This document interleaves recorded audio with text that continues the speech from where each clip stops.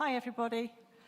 Nice to be here. You might have gathered I'm not from the United States. I actually come from the United Kingdom because the ISCN Standing Committee covers all the different continents, and we have a European participants as well as people from North America. So I'm going to talk about ISCN. Let me just put one proviso. If there are any ISCN errors on there, please let me know. I am not infallible. I can pick other people's ISCN errors up, but not my own. So I'm going to try and make this dry subject a bit more exciting, but it will be difficult. Right, okay, I do have to say I've probably got potential conflict of interest. I'm the ISCN Standing Committee Chair, but I'm also a paid consultant for GenQA, and I give advice on the ISCN nomenclature in all the EQAs that they offer. It's a not-for-profit organization, it is ISO accredited, and provides over 120 different EQAs. And I do run with somebody else, the ISCN EQA that we provide. In the ISCN, you will find occasionally there are stars there. That is not ISCN. It's just to say these are ISCN examples in ISCN 2020 that are shown here with permission from CARGA because they own the copyright. So I'm going to talk about ISCN background, just give you a bit of a flavor of where we've all come from over the years, what the changes are going to be to ISCN 2020 that will form 2024, the genomic mapping nomenclature, and some educational tools. Now, I hope what I don't have to do is explain why we need nomenclature, HGVS and ISCN. It's a requirement for accurate reporting of results, which means we have to get the ISCN right in the first place, and then it's for the accurate interpretation by the clinicians. Now, if you've got patients that tend to move around, because they don't often stay static, you've got to be able to have results that can be transferred between hospitals, between countries, and different healthcare providers. Also, if we're going to do publications, then we need to be able to understand what everybody's got, and so it needs to be right and correct in those, and for our database entries. So hopefully I've convinced you why you need nomenclature. So what's the history?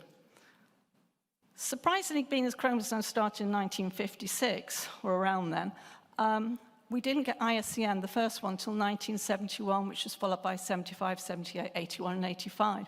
But there was still no specific neoplasia ISCN until 1991, when there was a separate book just for neoplasia. And then in 1995, we had FISH, and they did a restructure and brought everything together. It hasn't been restructured since, but we've added to it. So there's a 700 base pair, and array CGH came in 2005. IDEM and sidelines didn't come in, would you believe it, till 2009. And we got MLPA then. RSA and Genome Bill came in 2013. And then, big thing, which upset some cytogeneticists, I might add, in 2016, we changed it to cytogenomics. Oh, how terrible. Anyway, we've done it, and we're staying there. ISCN 2020, standard nomenclature. We try to standardize it between the techniques, so we now work from Peter to Cuta, not from the centromere.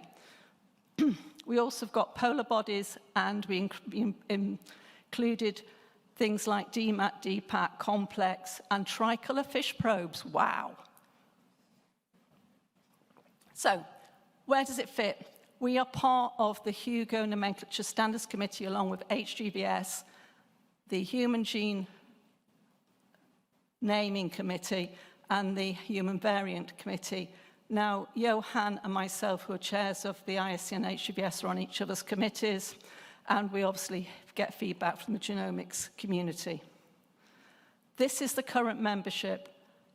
I'm the chair. Sarah Moore will come off being the deputy chair at the end of when this book has been published, and Nicole Chia from Australia will come on as the new deputy. Jean McGowan-Jordan is still on the committee, and she's been on the committee for a while, and her advice is really important to us. And then also from North America, you've got Laura Conlin and Cynthia Morton. Some of you, I've realized, do not seem to realize that there's now an online version, and you can pay for it. If you've, sorry. Better than a hard copy, perhaps, but if you've got the hard copy, if you look on the inside cover, there's a code there, and you can get free access for 12 months. So if you go to this website link, you can log in. You can then look at the different ISCNs, but you can also look at the current one, and you can look individually at the errata. The errata are also within the chapters clearly labeled in red, because we got it wrong. And then if we've made addendums, they're in blue. Now, they're also being published in Cytogenetics Genomic Research, but if you do use the website, all that information's already there. Then you've got the forum. Now, you can use the toolbar, or you can scroll down to get to the forum. And that's a very useful place to get your ISCN queries sorted, or to tell us what you think's wrong. Don't put too many, I think you've got it wrong down, please. But you can look at the previous cases, and you can add your own as a new topic. Sorry, I've got a frog in my throat. So before I go on to what's happening for 2024, let me just consolidate and tell you what some of the basic rules are. I hope you all know them, but just in case, we'll go through them. So cell numbers are given for all Neoplasia karyotypes in fish. Normal sex chromosomes are listed before the abnormal ones. Numerical are listed before structural aberrations in chromosomal order. Aberrations are listed from Peter to Cuta. If you've got structural aberration of a homologous chromosome, it's listed in alphabetical order in the sense that del 7 would go before an inversion 7. And normal cells are always listed last, except in Nukish, where it's part of the denominator. So I'll put two examples up just to show you where it's slightly different and to explain the rules. So here, the normal Y goes before the abnormal X.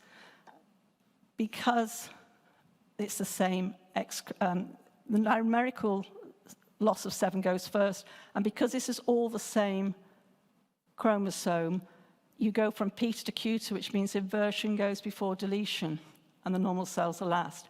If, however, they were different 7s, then the del 7 would be described first, and the comma, obviously, and then inversion 7. Do you see the subtle difference?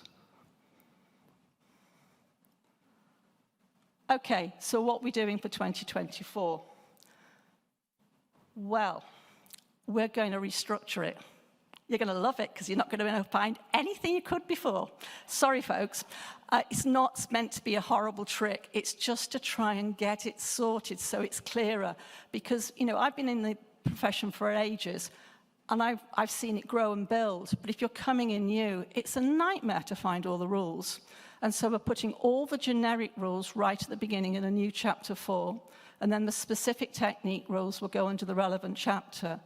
The ISCN examples will be numbered, because I don't know about you, when you're talking about a case to a fellow colleague, it's page so-and-so, and it's the 5th, 6th, 7th example. Much easier if you can say it's 7 point whatever. So we're going to number the examples. We're going to amend the section on normal variants in light of the references that are out there. And there'll be a new chapter on genomic mapping. Changes to the text, again, will be marked in grey with bars in the margin, but it doesn't map the ISCN examples, unfortunately. We will use Genome Build 38 throughout for all the cytogenomic techniques, and we're trying to improve the consistency for all the different technologies. I'm hoping we've done it properly this time, because everybody's going through it with a fine-tooth comb, but it's quite possible we won't have sorted all the inconsistencies out. And the errata and addendum will also be included. We had a meeting in June at the ESHG, just before the conference, in Glasgow, of all places. And we had over 200 suggestions. Some came from the forum, some came from listserv and various other emails that went out to the genomics community. So we went through them all. The vast majority actually were accepted. So you can imagine how much work we've had to do. So one of the things that's come out of the forum and also out of the Gen QA, EQA on ISCN is where there are common misconceptions. And so we try to clarify the text where that has happened. One change will be that probe sets are always going to be reported separately. So the one exception that we used to have, which is an ISCN 220, you could merge the results if you analyze different probe sets, if you analyze the same number. We're going to take that out because it's an exception and it doesn't help. And also people are trying to do it with the abnormals and you can't do that. I'm going to put some more complex examples in. More composite and sideline examples. If you've got some that you'd like included, please send them to me. I will certainly look at them and see if we can include them because we've still got time to do that. And we've got ISCN examples now for the high datitidiform moles and complete moles because, again, that was a suggestion because it's not straightforward when you get one. We've now got RSA technique nomenclature for methylation-specific MLPA and also for repeat expansion and contracted expansion disorders. And we've also included something for targeted arrays because some people now are doing follow-ups and are only doing a very specific targeted array and the whole genome array nomenclature isn't therefore appropriate. We're also removing things, yippee! So we're going to remove the detailed fish option for normal, and I'll keep repeating this till you've understood it. The meiotic chromosomes chapter, it will still be available on the website. Fiberfish, we're not aware that many diagnostic labs are using this, or reverse fish. When we got all the suggestions in, the vast majority were to do with arrays, followed by sequencing, followed by fish. And then a bit less, but still significantly higher than all the other chapters, neoplasia. So they're the areas we're looking at every single chapter, but we're concentrating on those in particular and trying to get them sorted.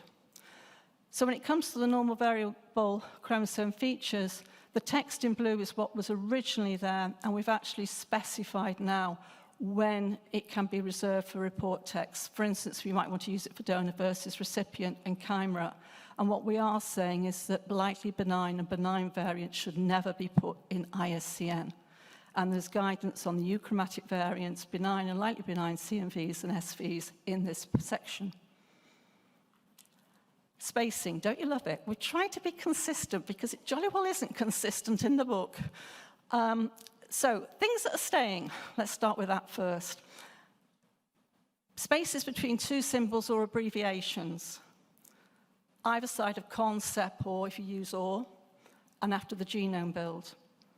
And so we can make it consistent, we've now made a space after the technique. So whereas I put in red where the changes are.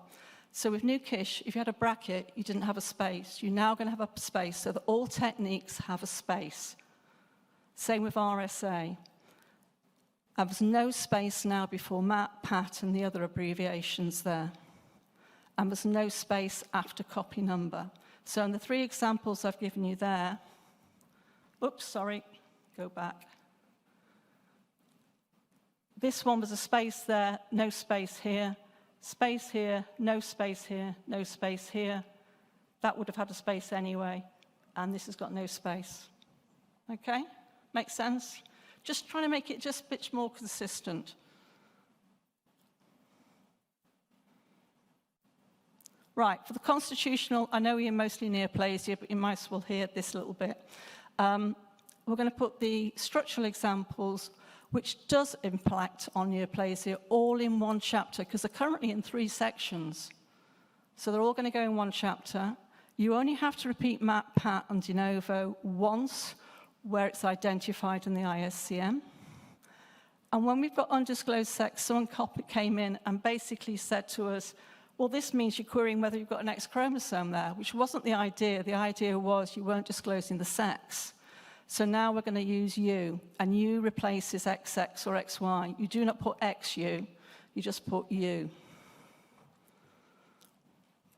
And then for the neoplasia karyotyping, there were a couple of things where we realized there were inconsistencies. For instance, this is in the ISCN, but this is also a possibility, so we've now included that.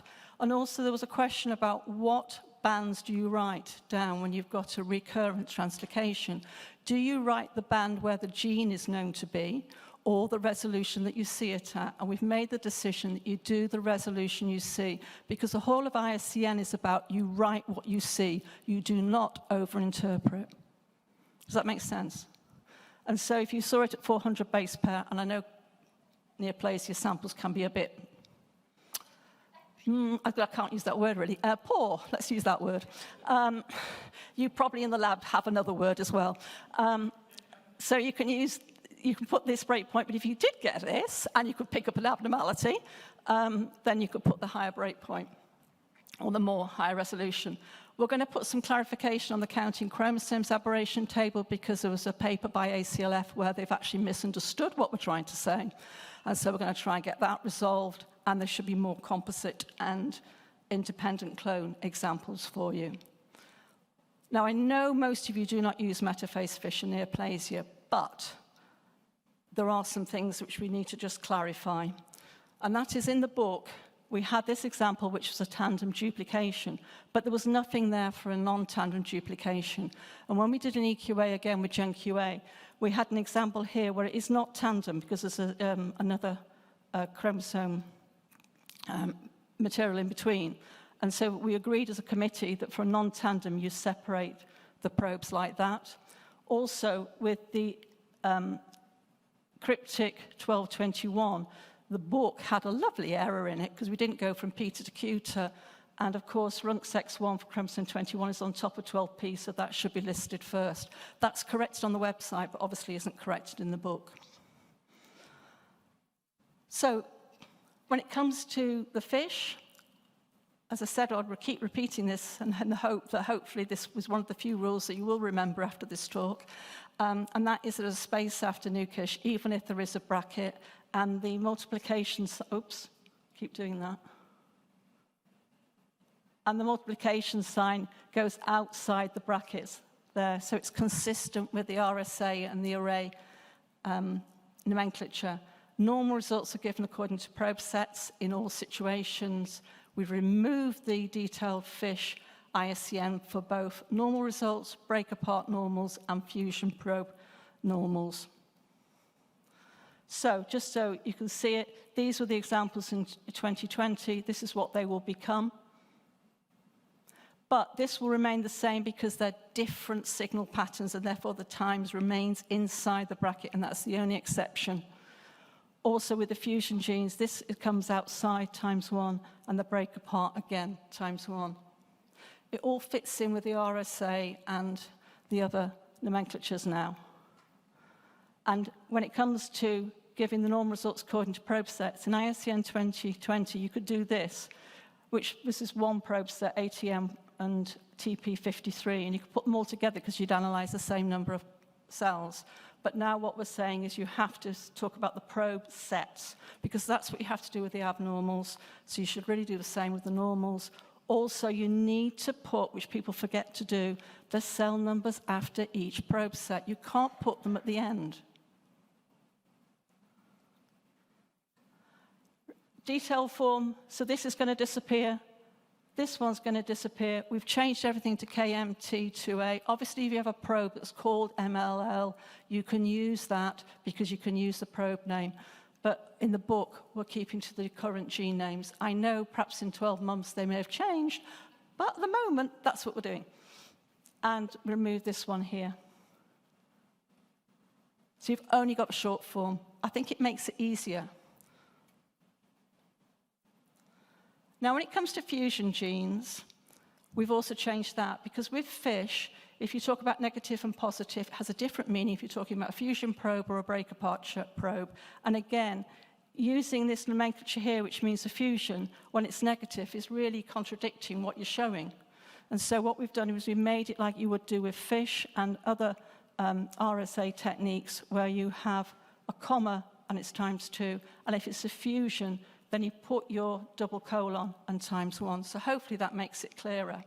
For a complete mole, so the ISCN here is for a diploid mole where only a homozygous signal is there, and the copy number cannot be determined. Therefore, you cannot make assumption it's times 1 or times 2, nor can you say it's paternal because you've not proven it. If you prove it, then you can put it in, but until you prove it, you can't. However, if you have a partial mole, you can write it like this, because if it's from 2 different sperm, you do know the copy number, and then you can say it's heterozygous.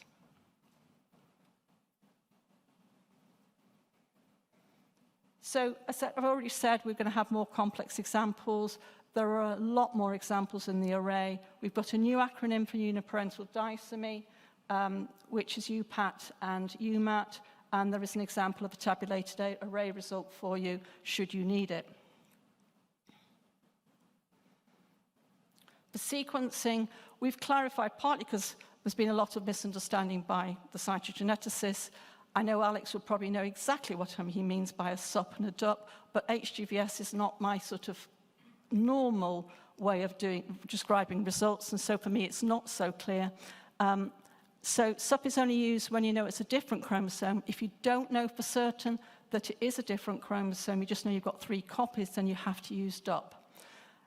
Again, there's more complex examples courtesy of Laura, and we've put some aneuploidy examples for sequencing.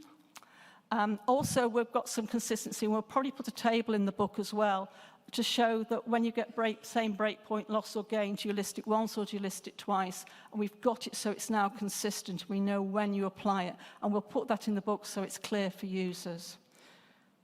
Then we've got optical genomic mapping with the OGM prefix. There was a lot of discussion about this in the committee, and we did go back to OGM because it's in the public domain like that in the publications, and there was no point trying to fight a trend. So it follows basically RSA and array nomenclature. So for normals, OGM, space, you've got your sex chromosomes times 2, where you don't want to disclose the sex. You don't need to put U because it doesn't matter. You can just put the 1 to 22. Very straightforward. Aneuploidy follows exactly the same rules as it does for array. And constitutional and neoplasia OGM are exactly the same. We may find there's an example we have to change it, but at the moment they're exactly the same. For deletions, you've got 3 options. Oh, yippee. So you can do it like an array, or you can do it more like a karyotype-like. But note, if you do the karyotype-like, you do not put, because you're describing what you're seeing, the copy number. Or you can do the long form, detailed form, whereby you put the normal, last normal nucleotide around the loss. However, if you do that, you do not use the demarcating commas, simply because that could look like, I know it isn't because that number's not right, but it could look like 1 million something. And it's so you don't get that confusion. For a duplication, exactly the same times 3. You can also use this form. And if you use dupe 6, and you do it more like a karyotype-like, you do not put the copy number. For an intrachromosomal insertion, so say this was inserted up here, you can write it as the insertion, and then you've got variable whereabouts of where the actual insertion point is, so you use a tilde, and then that's the region that has been inserted. You use a semicolon for the short form. In the detailed form, which looks more like complicated karyotype with a bit of array nomenclature, you use the double colon. For a translocation, again, because you're inserting the breakpoints, these are the 6 breakpoints, nucleotide for the breakpoint, and this is the 7, very straightforward, and a semicolon. And then the same if you've got a fusion translocation, except you can put the genes at the end, just so it's clear to the user. And again, you use the double colon. So that's a brief resume of 2024. I've got a few minutes just to say how you can help yourselves, because you're not going to remember that, I know that. And half an hour is not long enough to explain all the changes, because we're going down from 20 chapters to 16, so you can see how much editing we're doing. So there are several national and international EQA providers that include ISCN in their assessments. If you don't participate in PT or EQA, please do, because that will check your ISCN. Some EQA providers like GenQA offer specific ISCN EQAs. GenQA also offers a new platform which is online, which is called Genie, which is an individual competency thing. It's modular, it's online, you don't have to be in, it's global. We've got CNV and SV pathogenicity module already released, and we're releasing ISCN in autumn and then HGVS soon. There's the ISCN forum, I'll come back to that in a minute, webinars and workshops. So these are some of the errors we identified in the GenQA, ISCN, EQA, just for the fish. Now we do 6 different areas of ISCN, and these are the sort of errors we came across, which are really basic, like mixing metaphase and interphase fish, not listing the probes in chromosome order, not listing them from Peter to Q within a chromosome. This is one that comes quite a bit because it is an exception, but we can't get around it because in nuclear fish, you don't know what you're actually dealing with because you can only see signal patterns. So you have to put the largest cell line first, even if it's normal. But usually it's in the denominator, so it isn't an issue. Incorrectly given a denominator for metaphase fish when it's only for nukish, and incorrect use of con and sep. And then the ISCN forum, you can use that for your nomenclature queries. There's webinars you can use. It won't have 2024 on yet, but they're on the GenQA website. I'm sure there's others from the ASHG. GenQA offers workshops, both in constitutional and neoplasia ISCN. There's one in Amsterdam on the 20th of September. However, there's one here, and that's online before the ASHG conference, which I'm working with, and the other North American Standing Committee members. It's on the 18th of September at 1200 hours Eastern Time. I don't know if it's on the website yet, but it will be soon, so go and have a look. You can sign up and you can join it. It will be recorded, and there'll be more GenQA webinars in the autumn. So to conclude, ISCN will be hopefully published next year. You notice I'm not saying when, because I honestly don't know. The ISCN examples will be numbered. There'll be more complex examples, composite examples. Don't forget the space after the technique. That's probably the easiest thing to remember. Short form only for ISCN, new genomics chapter. And what we do advise is that you, in your diagnostic reports, now refer to which version of ISCN you use, just like you do for HGVS, just like you do for a kit. And you do it in the text, and you do it in publications. And if you've got a follow-up sample, which is quite common in neoplasia, and you've used an earlier version of ISCN when the patient last came in, and the ISCN string has changed, then we suggest you explain that to the clinician what that change is. So if the patient way back came in 2016, which may not be realistic, but that's when we were doing it from the centromere, but now the breakpoints have changed around because we did it from Peter to Q, so you would have to change it. But you may find there's changes with ISCN 2024 that are different from 2020. And don't forget you've got the educational resources. So just say thank you. I'm not the only person doing this. I may be the one speaking, but there's a committee of 10 of us, and we're working exceptionally hard to get this out for you. Thanks to everybody who's made suggestions, and Chicago obviously publishes it for us, and you can contact me if you wish to.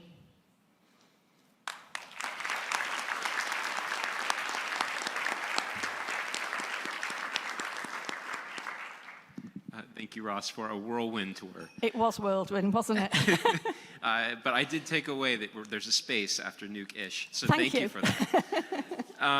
All right, we have time for a couple of questions. If people want to line up at the mics and ask, we'll take those, and then we'll try and get out of here as close to 6 as we can. Thanks. Okay. Wonderful talk. This is fascinating. Anything that provides organization and uniformity, I'm all about. I recently attended a COG cytogenetics workshop a few months ago, and when I was there, there was a presentation that showed maybe some alternative ISCN in the hopes of differentiating between hyperdiploid and pseudo-hyperdiploid, or a hypodiploid resulting from endoreduplication. can we see, are we going to see something like that in the 2024 update? I think we're going to clarify when you use the brackets, so, you know, when you talk about ploidy levels, because I think there's been some misunderstanding. Also, believe it or not, some constitutional people are using it, which is totally incorrect. But if you'd like to email me and give me some examples of what exactly you would like to see, then there's still time for us to add it. Because we haven't had that as a suggestion, I'll be perfectly honest.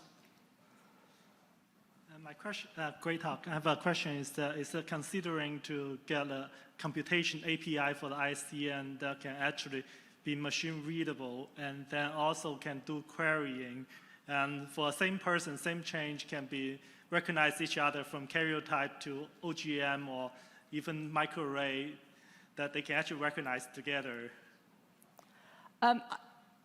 If people get the ISCN correct, then you should be able to get your AI programs to read it. The problem is you've got to get people to get the ISCN and the companies that perhaps spew out the ISCN correct. So you have a problem there. Maybe we should just get AI to just read it for us. I have a really stupid question. I like stupid questions, go for it. Well, we used to have an abbreviation of REA for the rearranged chromosome. We had no idea what it was, but now that was taken out. So Yeah, you I'm used still having to make up stuff now. No, Even you just more used so. Is it just It's just, yes? and we've added, if you go into the website, we've added the situation where you can have, where you don't actually know where one of the recipient chromosomes are. So you can do lots of question marks. All right, we have one question from the virtual audience. For complete and partial moles, do you still have time for discussions? Using QF-PCR, we are able to see that partial moles are triploid, so why not indicate this number state? Sorry, say it again. I can only read this, but I'll restate. Yeah. So for complete and partial moles, do you still have time for discussions? Using QF-PCR, we are able to see that partial moles are triploid, so why not indicate this number state? If you can see that it's triploid, then you can. It's when you can't that you mustn't. Sounds reasonable to me. You write what you see, so you mustn't overinterpret. That's the basic premise.